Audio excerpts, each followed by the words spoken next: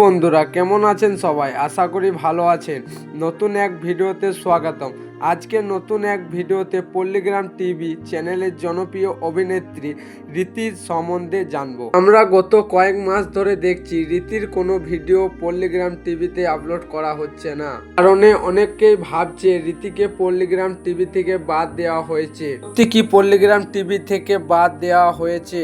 রীতি তো খুব সুন্দর অভিনয় করতো, তাকে বাদ দেওয়া হলো কেন? সবকিছু জানাবো আজকের এই ভিডিওতে। তার আগে তোমরা আমার চ্যানেলে নতুন হয়ে থাকলে সাবস্ক্রাইব করে নাও, পুরো ভিডিওটা দেখতে থাকো।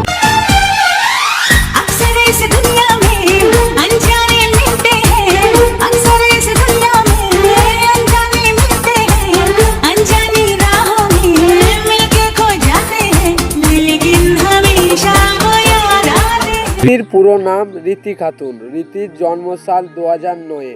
এখন বর্তমানে ওর বয়স 16 বছর। আমরা খোঁজ নিয়ে দেখেছি রীতিকে পল্লীগ্রাম টিভি থেকে বাদ দেওয়া হয়নি। রীতির বাবার অসুস্থতার কারণে ভিডিও করতে পারছেন না। তাছাড়াও রীতি এসএসসি পরীক্ষার্থী, পড়াশোনার চাপের কারণেও ভিডিও করতে পারছেন না।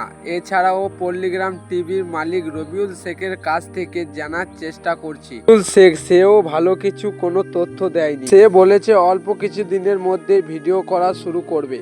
পল্লীগ্রাম টিভি রবিউল শেখের কাছ থেকে জানতে চাইলে কমেন্ট করে জানাবেন। এর মতো এতটুকুই, দেখা হচ্ছে আবার কোনো নেক্সট ভিডিওতে। তা করতে টাটা, বাই বাই।